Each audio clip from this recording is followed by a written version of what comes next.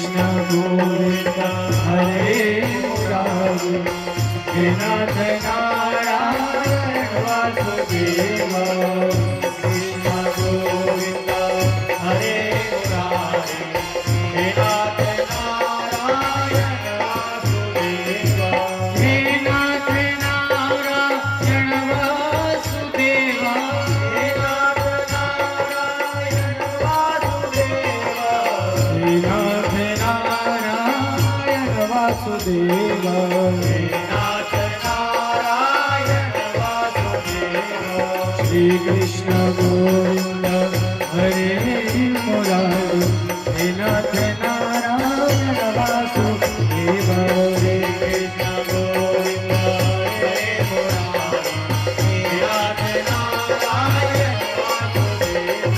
हे नाथ नारायण वासुदेव हे नाथ नारायण वासुदेव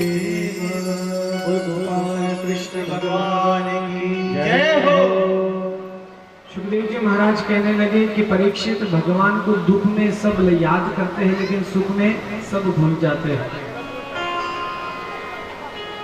मैं ये कहना चाहता हूँ कि अगर कोई सुख में भी भगवान को अगर याद करे तो उसके जीवन में जो दुख आने वाला है वो दुख कम आएगा। दुख में सुमिरन सब करे सुख में करे न कोई, और जो सुख में सुमिरन करे तो दुख काहे का हो। के बाद में वो भगवान को भूल जाता है खुशी के मारे। ऐसा नहीं करना चाहिए, हर वक्त गोविंद का चिंतन करना चाहिए, गोविंद का ध्यान करना चाहिए। यहाँ पर एक कथा सुना रहे हैं सुखदेव जी महाराज राजा परीक्षित को। एक त्रिकुट पर्वत था, उसी त्रिकुट पर्वत के अंदर एक गजेंद्र नाम का हाथी रहता था।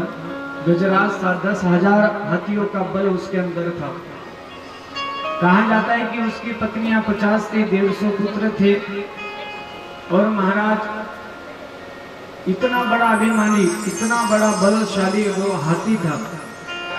जब भी जंगलों से गुजरता था तो टेढ़ी नजर कर कर सारे प्राणियों को कहता था अगर कोई कष्ट हो तो मुझे बताना, मैं तुम्हारी रक्षा करूंगा। बहुत बड़ा अभिमानी। अभी हाथियों का अगर आप देखें स्वभाव तो वो पानियों में ज्यादा खिलते हैं, पानी सुन में भरकर उठाते हैं, फेंकते हैं। तो एक सरोवर उन्हें दिखा, उसी सरोवर में जाकर अपनी पत्नियों के साथ में, अपने बच्चों के साथ में वह किलोल करने लगा, नहाने लगा, एक दूसरे के ऊपर पानी उड़ाने लगे। अब महाराज ऐसा हुआ कि उसी सरोवर के अंदर एक बहुत बड़ा ग्राह रहता था। उस ग्राह ने क्या किया कि हाथी का पैर जकड़ लिया। हाथी को लगा कि होगा छोटा मोटा जीव, उसे अगर पता चलेगा कि गजराज का चरण पकड़ा है तो वो छोड़ देगा, माफी मांगेगा, ऐसा हाथी को लगा, गजराज को लगा। अब महाराज समय बीतता गया, जो ग्राह ने उसका पैर पकड़ा हुआ था, अब ऐसा हुआ कि रक्त शोषण करने लगा उस ग्राह में हाथी के। अब हाथी को, गजराज को ऐसा लगा कि मैं निर्बल होते जा रहा हूँ। फिर उसने अपनी ताकत, अपना बल दिखाया। बल दिखाना जैसे ही प्रारंभ किया, लेकिन कहा जाता है कि इतना बल लगाया, पूरे 10,000 हाथियों का बल लगा दिया, लेकिन तिल मात्र भी अपना पैर छुड़ा नहीं सका उस ग्राह से। अब विचार करने लगा करूं क्या, संध्या का समय हो गया, 3 दिन हो गए, बहुत बल लगाया लेकिन खुद निकल नहीं पा रहा है। तो अपनी पत्नियों को आवाज लगाई कि मुझे बचाओ, पुत्र को आवाज लगाया कि मुझे बचाओ। पत्नी आती है, पुत्र आते हैं, सुंड में सुंड डालकर खींचने को प्रारंभ करते हैं। कहा जाता है कि बहुत दिनों तक खींचा गया, लेकिन तिल मात्र भी ग्राह ने छोड़ा नहीं, क्योंकि पानी में अगर जो जीव होता है उसका बल बढ़ जाता है। अब ग्राह कहाँ पर रहता है, सबसे ज्यादा जल में रहता है, और ग्राह जल में ज्यादा रहता है तो उसका बल बढ़ जाता है। अब महाराज तिल मात्र भी नहीं हुआ तो सारे बच्चे हाथ सुंड छोड़कर जाने लगे, 150 पुत्र थे उस गजराज के, सब छोड़कर जाने लगे। गजराज ने आवाज लगाई कि मेरे संकट के समय तुम मुझे छोड़कर कहाँ जा रहे हो? बोले पिताजी आप तो बाहर निकल रहे नहीं है, हम आपको कब से खींच रहे हैं लेकिन आप बाहर निकलने के लिए तैयार नहीं। अब हमें भूख भी लग रही है और हम यहाँ पर रहना नहीं चाहते। तो अपने पिता को छोड़कर बच्चे जाने लगे।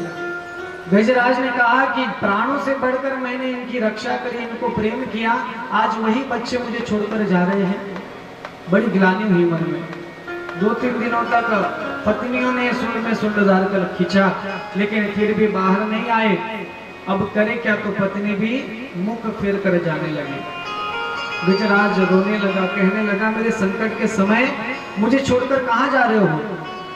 अरे मैंने प्राणों से बढ़कर तुमसे प्रेम किया है, जीवन भर तुम्हें लालन पालन किया और आज मुसीबत मेरे ऊपर आई है तो मुझे छोड़कर तुम जा रहे हो। गजराज को बड़ी ग्लानि हुई कि मैंने जीवन भर इनसे प्रेम किया, अगर मैं मेरे गोविंद से प्रेम करता तो मुसीबत के समय तो वो मेरे पास में आ सकता था।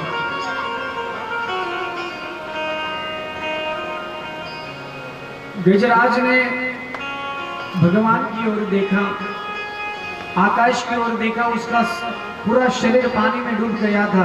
ग्राह ने ऐसा खींचा था कि पूरा शरीर पानी में चले गया, केवल उसकी सूंड ऊपर थी। उसने भगवान को याद किया और इसे कहते हैं गजेंद्र मोक्ष स्तुति।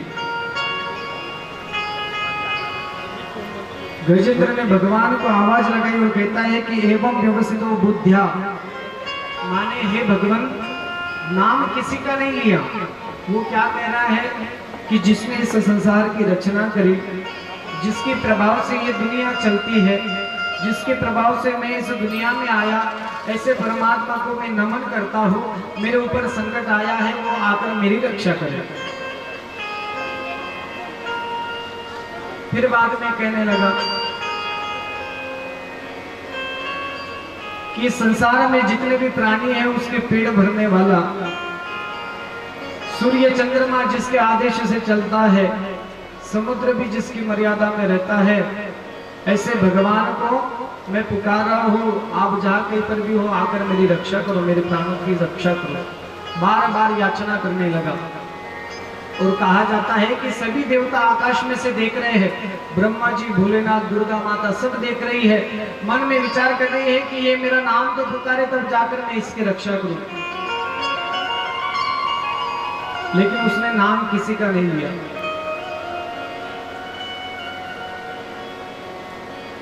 ब्रह्मा जी कहने लगे मेरा नाम नहीं आ रहा है तो 4 मुख वाला कहते मैं आकर तेरी रक्षा कर दूंगा।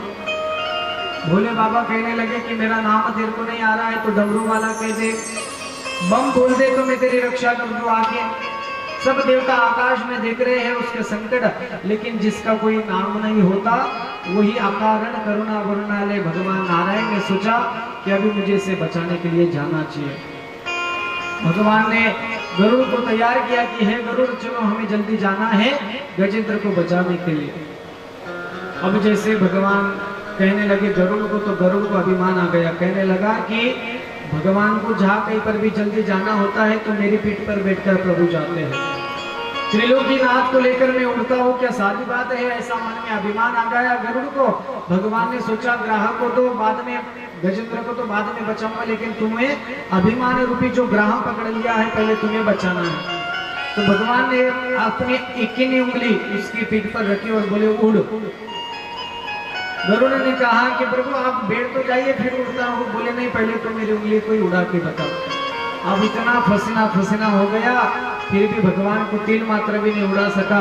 भगवान कहने लगे अरे अभिमान करता है कि बोले त्रिलोकीनाथ को लेकर उड़ता हूँ, तू मुझे उड़ाता नहीं है, मैं तेरे अपने दोनों पैरों में पकड़कर उड़ा लेता हूँ, तुझमें क्या शक्ति है? गरुड़ जी को ग्लानि हुई, प्रभु गरुड़ जी के ऊपर बैठे और यहाँ पर गजेंद्र ने भगवान को पुकारा है। जैसे भगवान नारायण आते हुए देखे तो अपने सूंड से एक कमल का पुष्प तोड़कर भगवान के पास में फेंका और भगवान को याचना करने लगा कि हे प्रभु मेरी रक्षा करो, रक्षा करो।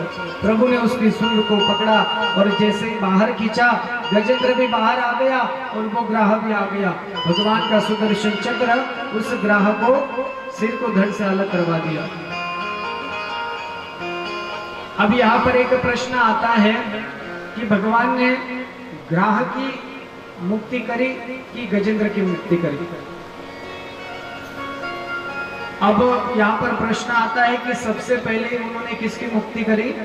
ग्राह की, क्योंकि भगवान के हाथ से मरना भी एक मुक्ति है। और यहाँ का तात्पर्य ऐसा निकलता है कि गजराज भगवान को मानता था, संत था। और यहाँ पर ऐसा हम सोचकर देखा जाए, हमें सोचे तो ऐसा लगता है कि भगवान उसकी पहले रक्षा करता है जो संत के चरणों की सेवा करता है। जो व्यक्ति संत के चरणों की सेवा करता है, उनकी सत्कार करता है, आदर करता है, प्रभु उसकी रक्षा पहले करते हैं, बाद में संत की रक्षा करते हैं। उसी प्रकार कहा जाता है ना कि हमारे जीवन में भी हम भी एक गजराज है। हम भी बड़े अभिमान करते हुए फिरते हैं, मन में बड़ा अभिमान आ जाता है, जीवन भर अपने पत्नी बच्चों के लिए धन कमाता है। जब अंतिम समय आता है, एक पलंग के ऊपर पड़ा रहता है, तो घर वाली पत्नी या बच्चे कहते हैं कि जल्दी जाओ, भगवान इन्हें जल्दी उठा ले। ऐसे घर वाले ही कहते हैं। जिस प्रकार गजराज के जीवन में हुआ, वो भी हमारे जीवन में होता है। इसीलिए हर वक्त गोविंद का, मुसीबत के समय गोविंद को याद मत करो, सुख जब आवे सुख के समय प्रभु को याद करो, तो दुख काहे का होगा? फिर दुख तो आना ही नहीं है। तुम्हारा मन निर्मल हो गया। और प्रभु यही तो चाहते हैं कि आप हर वक्त गोविंद कर, आप प्रभु को आप भले कुछ चढ़ाओ मत, कुछ दो मत, लेकिन प्रभु ये कहना चाहते हैं कि कलयुग केवल नाम आधार। कलयुग तो नाम के आधार पर है। हर वक्त गोविंद का चिंतन करना ही सबसे बड़ा धर्म है। भले ही आपको बड़ी बड़ी पूजा ना आती हो, आपको यज्ञ ना करना आता हो, आप कुछ नहीं कर सकते, लेकिन सबसे बड़ी बात तो यही बताई गई है रामायण में, भागवत में, सब जगह यही बताया गया है कि आप गोविंद का चिंतन करो। मैं बार बार कहता हूँ, ये बात क्यों कहता हूँ बार बार? क्योंकि आप ये 7 दिन की भागवत सुनोगे, मेरे जैसे बहुत वक्त आएंगे आपको सुनाकर चले जाएंगे, लेकिन तात्पर्य क्या है कि तुम्हें जीवन में ऐसा अभ्यास आ जाना चाहिए कि हर वक्त गोविंद का नाम जपो। चाहे बर्तन मांजते समय, झाड़ू मारते समय, कपड़े धोते समय, रोटी बनाते समय, हर वक्त गोविंद का चिंतन करो, तो आपको इस 7 दिन का पुण्य फल मिल जाएगा।